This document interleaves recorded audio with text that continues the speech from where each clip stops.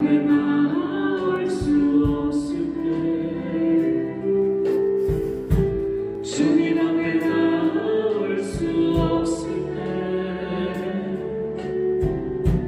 주님 앞에 나올 수 없을 때 주님 날 먼저 안으시네. 그런데도 불구하고 날 사랑하시는 내 하나님의 사랑은 나의 모든 걸 덮고, 그런데도 불구하고 날 안아주시는 내 하나님을 부를 때 아버지라고 그러면서, 그런데도 불구하고 날 사랑하시는 내 하나님의 사랑은 나의 모든 걸 덮고, 그럼에도 불구하고 날 안아주시는 내 하나님을 부를 때 아버지라 부르죠. 그럼에도 불구하고 날 사랑하시는 내 하나님의 사랑은 나의 모든 걸 덮고, 그럼에도 불구하고 날 안아주시는 내 하나님을 부를 때 아버지라 부르죠. 그럼에도 불구하고 날 사랑하시는 내 하나님의 사랑은 나의 모든 걸 덮고, 그럼에도 불구하고 날 안아주시는 내 하나님을 부를 때 아버지라 부르죠.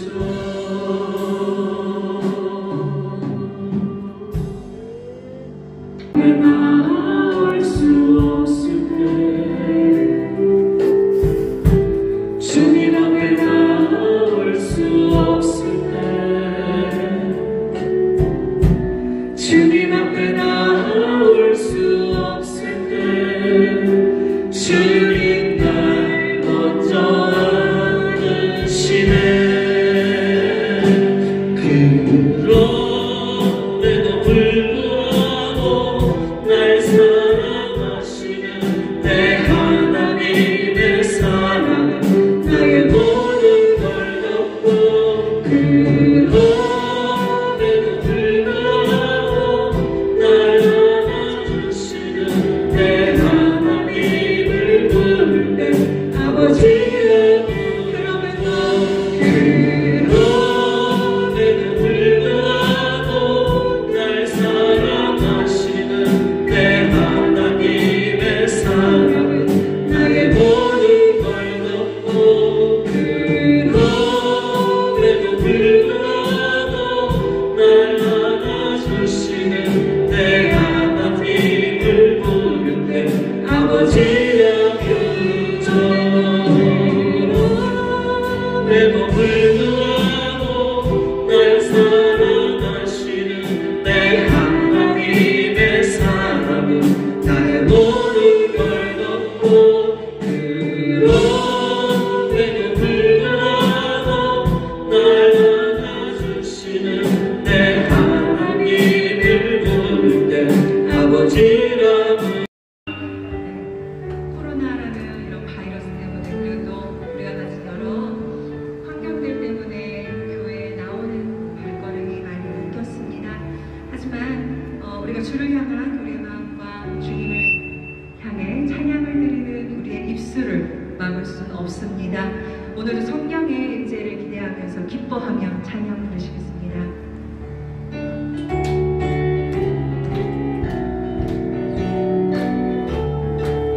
은혜가 풍성한 하나님은, 내가 풍성한 하나님은 믿는 자 사람 한 사람 언제도 올 거든지 감춰 보호해 주시는 주여.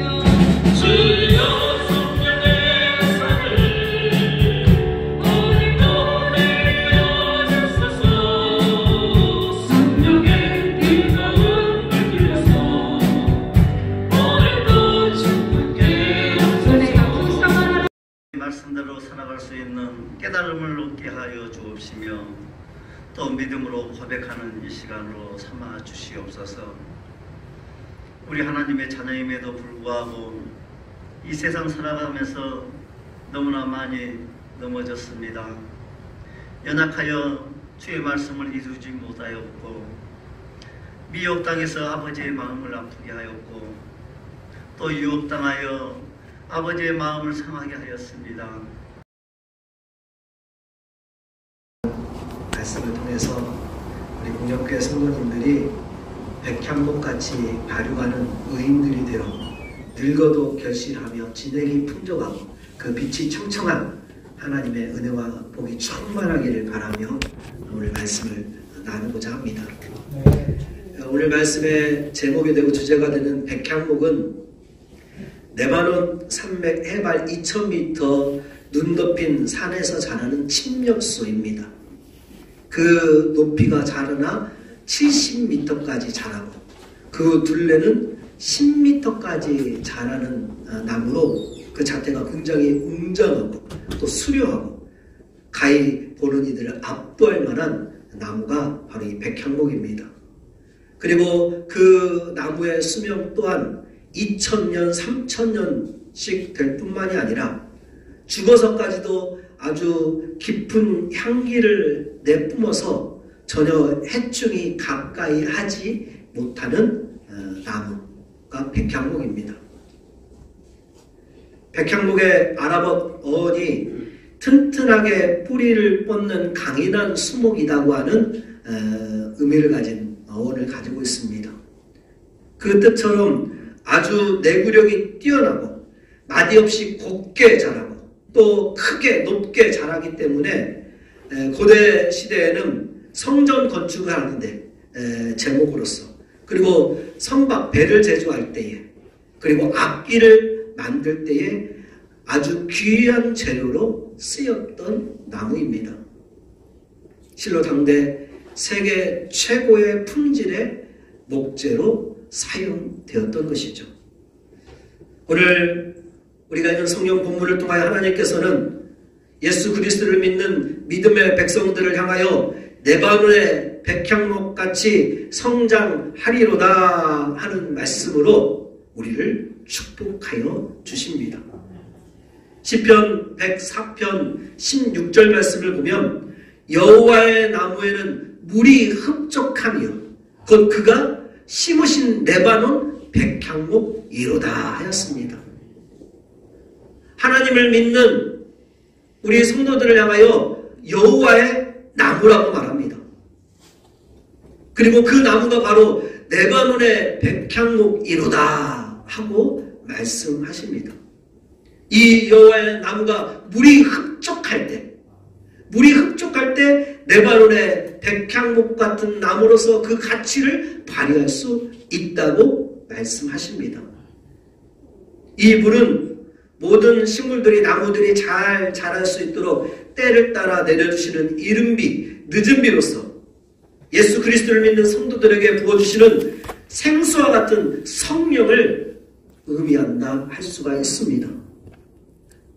요한복음 7장 38절 39절 말씀을 보면 나를 믿는 자는 성령의 이름과 같이 그 배에서 생수의 강이 흘러나오리라 하시니 이는 그를 믿는 자가 받을 성령을 가리켜 말씀하심이라고 우리에게 말씀하고 있습니다. 예수 그리스도를 믿는 사랑하는 우리 공역교회 성도 여러분, 여러분에게 부어주시는 성령의 단비가 충만함으로 우리 모두가 레바논의 백향목같이 발육하는 의인들, 그런 성도들이 되시기를 원합니다. 그리하여 하나님 앞에 귀하게 쓰임받는 그런 축복과 영광이 우리 교회와 우리 성도들 위해 함께하기를 주의 이름으로 축원을 드립니다. 오늘은 정말 우리가 하나님 앞에서 백향목같이 성장하는 의인으로 쓰임받는 축복과 영광을 위해서 이 백향목의 특성을 살펴보면서 함께 은혜의 말씀을 나누도록 하겠습니다. 첫 번째로 백향목은 내구성이 아주 강하고 단단하여 곱게 자라는 나무다 하는 겁니다. 백향목이 이렇게 정말 잘 자랄 수 있는 것은 살을 애는 삭풍이 부는 혹독한 겨울, 눈보라가 매섭게 몰아치는 그 추운 겨울에도 그 푸르름과 잔태를 조금도 잃지 않고 흐트러지지 않고 성장하기 때문입니다. 그리고 그 백향목이 모진 바람과 폭풍을 견디며 자랄 수 있는 것은 그 뿌리가 아주 깊게 내려져 있기 때문입니다. 예수 그리스도를 믿는 우리 성도들은 추운 겨울과 같은 고난과 역경, 환난과 핍박과 시련 가운데서도 하나님의 말씀의 뿌리를 깊이 내리고 변치 않는 믿음으로 우리가 계속해서 성장해 갈 때 바로 백향목과 같은 의인이 될 수 있는 것입니다. 이 백향목이 솔로몬 당시 성전 건축을 하는데 가장 귀한 재료로, 주 재료로 사용되어지는데 그것은 그 나무의 내구성 때문입니다. 쉽게 휘어지거나 부러지지 않고 또 썩지 않기 때문이었습니다. 예수님을 믿는 우리 모두는 거룩한 하나님의 성전에 쓰여지는 다 귀한 나무들인 줄로 믿습니다. 그 중에서도 백향목과 같은 그런 나무가 되어지기를 바랍니다. 고린도전서 3장 16절 말씀을 보면 너희가 하나님의 성전인 것과 하나님의 성령이 너희 안에 거하시는 것을 알지 못하느냐 하고 말씀합니다. 여러분, 우리는 다 하나님의 성전에 거하는 하나님의 제목들입니다. 그렇게 조금 살기 힘들다고 해서 뜻하지 않은 역경을 만났다고 해서 그리고 세상의 유혹과 시험에 빠져서 하나님을 멀리하고 우리의 믿음이 왜곡되거나 또 부러지거나 부패진다면은 하나님의 성전에서 귀하게 쓰임받는 백향목과 같은 의인이 될 수가 없을 겁니다. 길가에 뿌려진 씨앗처럼 아예 그 뿌리를 내리지 못하거나 돌밭에 뿌려진 씨앗처럼 하나님의 말씀을 듣되 뿌리가 없어서 환난이나 핍박이 일어날 때에 곧 넘어지거나 가시떨기에 뿌려진 씨앗처럼 하나님의 말씀을 들으나 세상의 염려와 재리의 유혹 앞에 하나님의 말씀이 막혀 결실을 하지 못한다면 우리는 하나님의 성전에서 백향목과 같은 그런 의인으로 쓰임받을 수 없을 것입니다. 잠언 24장 16절 말씀을 보면 대저 의인은 7번 넘어질지라도 다시 일어나려니와 악인은 재앙으로 인하여 엎드러지느니라 하였습니다.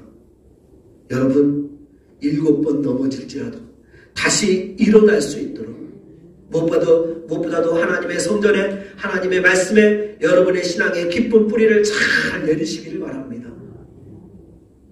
욕과 같이 정말 그 삶 속에서 이유를 알 수 없는 환난과 재난을 당한다 하더라도 하나님을 향한 변치 않는 믿음, 하나님의 말씀에 깊이 뿌리내린 그 신앙은 결국에 우리를 마침내 정금같이 만들어낼 줄로 믿습니다. 욥기 23장 10절 말씀이죠. 나의 가는 길을 오직 그가 아시나니 그가 나를 단련하신 후에는 내가 정금같이 나오리라. 곱고 강하며 단단한 백향목이어야 성전의 기둥으로 사용될 수 있는 것처럼 어떠한 역경이나 시련이 임한다 해도 그것이 오히려 나를 단련하는 하나님의 은혜로 받아들일 때에 우리가 하나님의 성전에서 교회의 가장 귀한 제목들로 쓰임받을 수 있게 되는 겁니다. 누구 말 때문에 기분 나쁘고 마음이 상했다고 해서 또 누가 내 마음에 들지 않는다고 해서 우리가 신앙생활을 소홀히 하거나 교회를 등진다면 우리는 백향목과 같은 그런 의인이 될 수가 없습니다. 하나님의 교회의 소중한 직분을 맡고 계신 우리 사랑하는 성도 여러분, 어떠한 환경에서도 적은 능력을 가지고 하나님의 말씀을 지키며 그 이름을 배반하지 아니하고 도리어 믿음이 더욱 튼튼해지고 견고해져서 빌라델피아 교회 성도들처럼 하나님의 성전의 기둥과도 같은 직분자들이 되어지기를 바랍니다. 백향목의 들보로 쓰임받는 여러분들이 되어지기를 원합니다. 그리고 다음으로 백향목의 두 번째 특징은 그 나무가 발효할 때뿐만 아니라 목재로 쓰임받는 이후에도 내내 아주 강하고 짙은 향기를 발한다고 하는 겁니다. 백향목에 벌레가 가까이 하지 못하는 이유는 그 벌레가 침투하지 못할 정도로 나무의 질도 단단하긴 하지만 거기에서 내뿜는 향기가 아주 강하기 때문입니다. 그래서 백향목으로 집을 짓게 되면 집안에 그 백향목의 백향의 향기가 가득 하다고 합니다. 마치 우리가 많이 사용하는 건축 재료 가운데 집을 지을 때 무슨 나무를 많이 씁니까? 우리나라에서 편백나무를 사용할 때 그 편백 향기가 가득한 것처럼 백향목으로 지은 집에는 이 백향의 향기가 가득합니다. 아가서 4장 11절 말씀을 보면 예수님을 믿는 우리 성도들 가리켜서 신랑 되시는 예수의 신부로서 이렇게 그 신부에 대한 사랑을, 주님의 사랑을 이렇게 노래하고 있습니다. 내 신부야, 내 입술에서는 꿀방울이 떨어지고 내 혀 밑에는 꿀과 젖이 있고 내 의복의 향기는 레바논의 향기 같구나. 여기서 의복의 향기는 우리의 삶의 생활의 향기를 의미합니다. 예수님을 믿는 성도들은 그 말 속에서 그리고 그 삶 속에서 주님의 향기가 나야 할 것입니다. 그래야 레바논의 향기, 백향목의 향기로 주님의 사랑을 받는 주님의 신부가 되어지는 것입니다. 사도 바울은 이를 가리켜 우리 성도들을 그리스도의 향기라고 또한 표현하고 있죠. 고린도후서 2장 15절 16절 말씀입니다. 우리는 구원받은 자들에게나 망하는 자들에게나 하나님 앞에서 그리스도의 향기니 이 사람에게는 사망으로부터 사망에 이르는 냄새요 저 사람에게는 생명으로부터 생명에 이르는 냄새라. 누가 이 일을 감당하리요 하고 말씀합니다. 사랑하는 우리 목련교회 성도 여러분, 예수 그리스도의 신부로서 마땅히 레바논의 향기, 이 백향목의 향기를 바라기를 원합니다. 이 백향목의 향기는 바로 그리스도의 향기입니다. 그리고 그리스도의 향기는 생명의 냄새, 생명의 향기를 말합니다. 예수 그리스도께서 바로 우리의 생명이 되시기 때문입니다.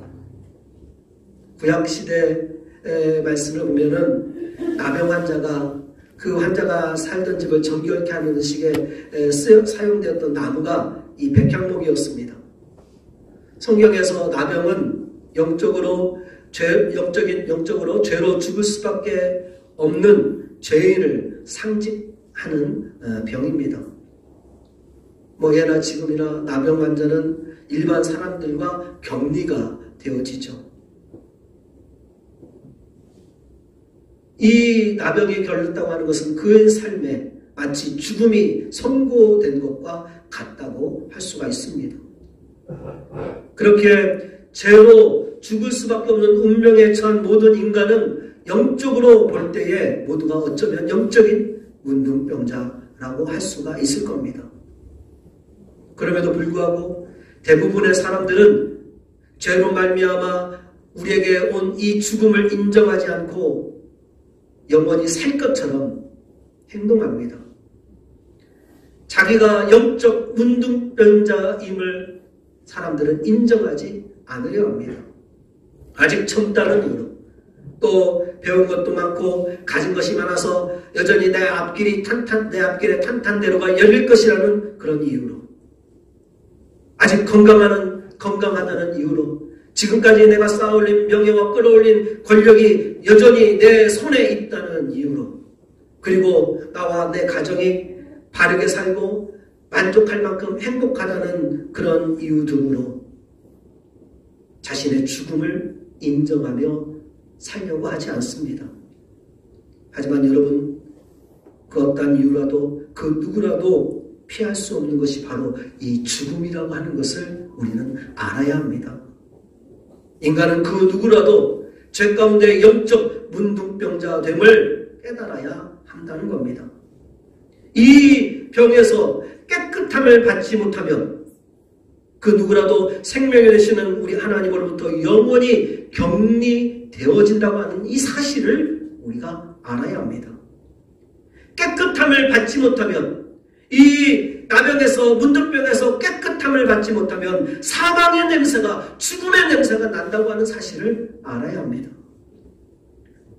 그런데 구약성경의 말씀을 보면 나병 환자가 살던 그 집을 정결케 하기 위해서 백향목이 사용되어졌다는 것이죠. 왜? 이 백향목이 생명의 능력 또 영생을 상징하는 나무였기 때문입니다.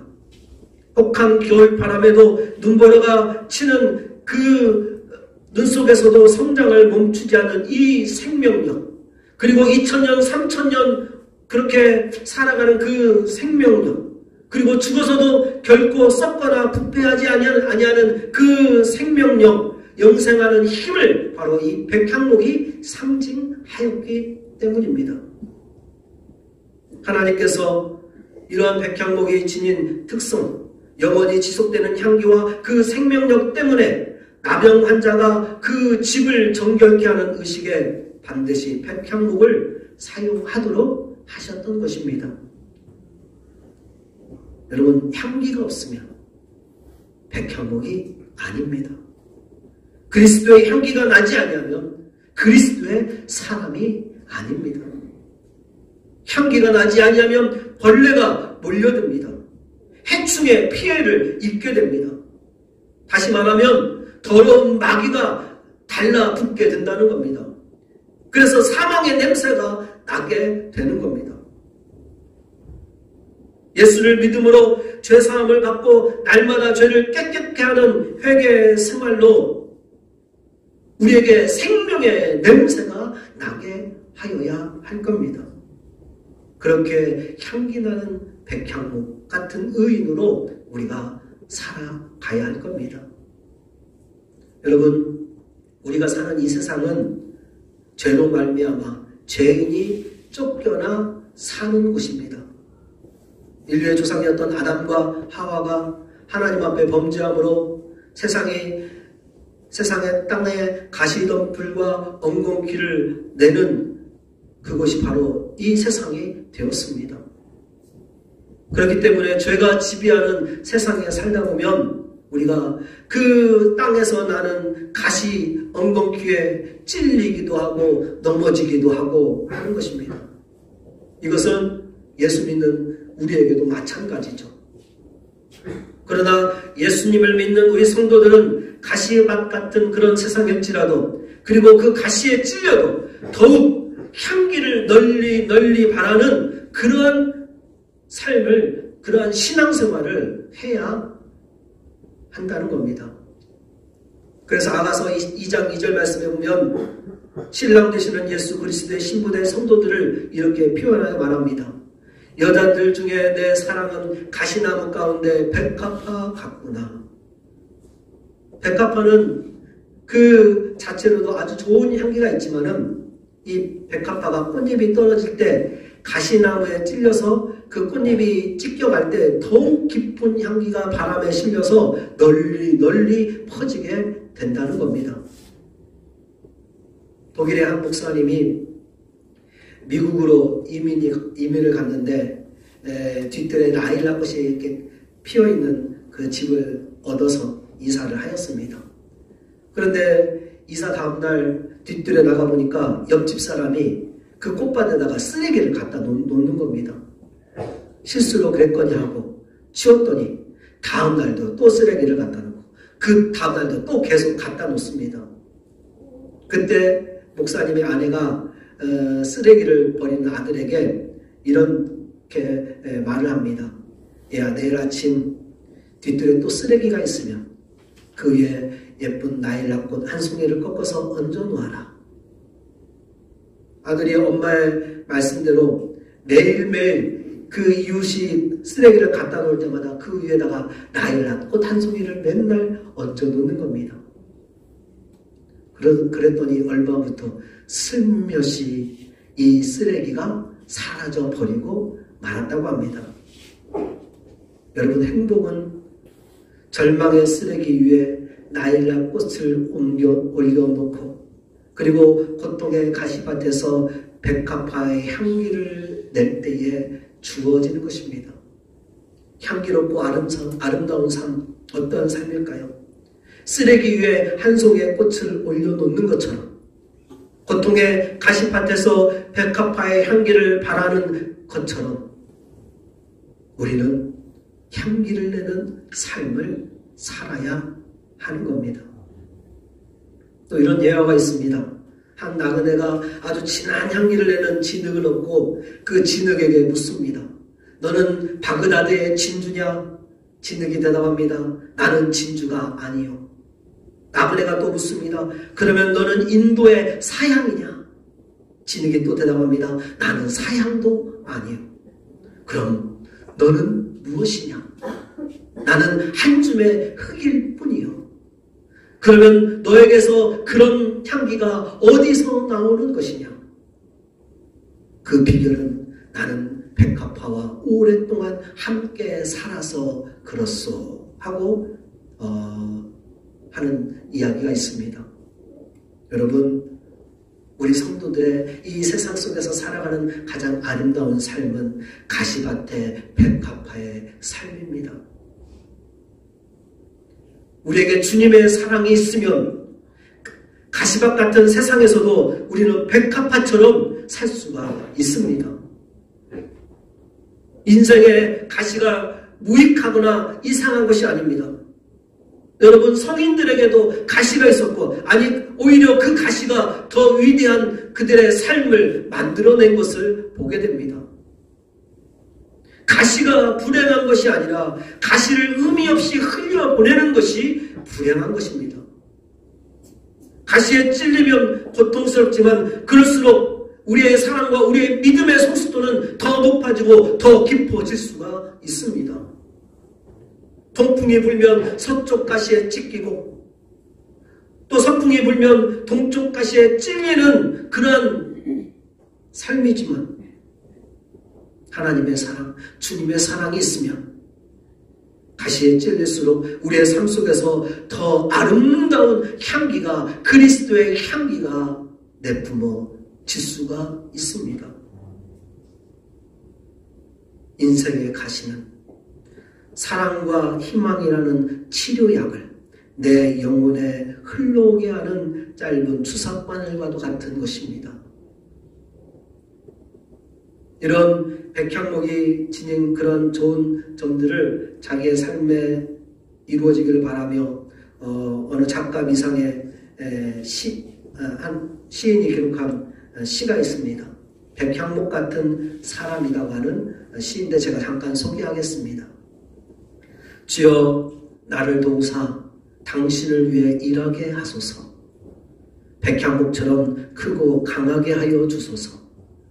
다른 나무들이 모두 옷을 벗을 때 백향목은 더 푸르며 더 싱싱하고 바람과 폭풍우가 몰아치고 얼음이 얼어도 더욱더 아름다운 백향목처럼 모든 시험과 고난 중에 꿋꿋하게 최선을 다해서 당신을 의지하게 하소서.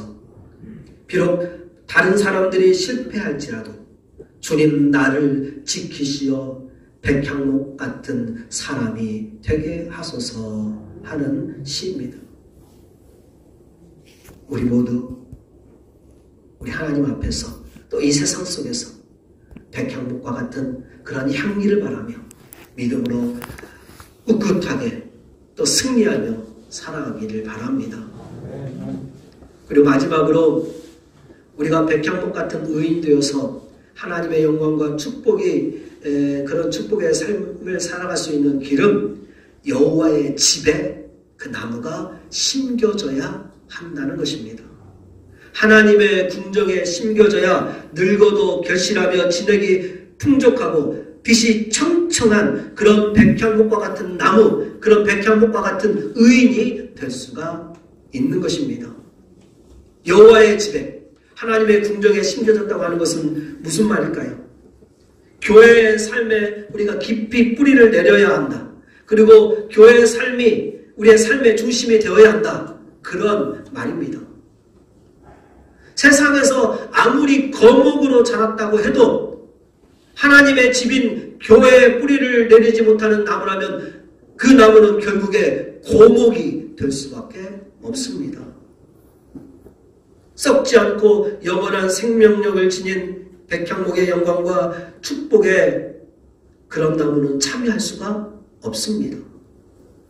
교회가 우리의 삶의 중심이 되고 예배가 나의 삶의 중심이 되고 하나님의 말씀이 우리의 삶의 중심이 되어질 때 우리는 늙어도 결실하고 또한 빛이 청청한 그 말씀처럼 자손 대대로 우리가 하나님의 축복과 영광 가운데 쓰임받게 되는 줄로 믿습니다. 교회가 우리의 신앙생활의 중심이 되어질 때 백향목처럼 곱고 강하며 또 단단하게 자라나는 그러한 축복이 어떤 환경 속에서도 또 죽음 가운데서도 그 세상 속에서도 향기를 바라는 백향목과 같은 그 의인의 축복과 영광이 우리 가운데 임하게 되는 줄로 믿습니다. 여러분, 다윗이 하나님의 마음에 합한 자가 되어서 그 집안이 점점 강성해지고 하나님이 주시는 영광과 축복을 그가 누렸던 이유가 무엇이었을까요? 시편 27편 4절에 그의 고백을 통하여 우리는 알 수가 있습니다. 내가 여호와께 청하였던 한 가지 일, 곧 그것을 구하리니 곧 나로 내 평생에 여호와의 집에 살면서 여호와의 아름다움을 바라보며 그 성전에서 사모하는 것이라. 다윗이 오직 한 가지 일을 하나님 앞에 간구하는데 그게 무엇입니까? 내 평생에 여호와의 집에 거하는 것입니다. 그곳에서 여호와의 아름다움을 앙망하며 그 전에서 하나님을 사모하는 그것입니다. 사랑하는 우리 복룡교회 모든 성도님들이 여호와의 집, 교회에 심겨진 백향목과 같은 의인이 되어지기를 바랍니다. 특별히 올 한 해 우리가 장로 피택을 준비하고 있는데 하나님이 세우시는 하나님의 일꾼이 이 백향목과 같은 하나님의 일꾼이 되어지기를 바라고 또한 지금까지 우리 교회를 섬겨왔던 우리 장로님들을 비롯하여 우리 모든 성도님들이 하나님의 집, 이 복력교회에 심겨진 백향목과 같은 그런 의인들이 되어지기를 바랍니다. 늙어도 결실하며 진액이 풍족하고 빛이 청청한 어느 곳에 있든지 어떠한 상황에 있든지 그리스도의 향기를 바라며 하나님의 영광이 되고 축복이 되는 우리 교회 또 우리 성도님들이 다 되기를 주의 이름으로 간절히 축원을 드립니다.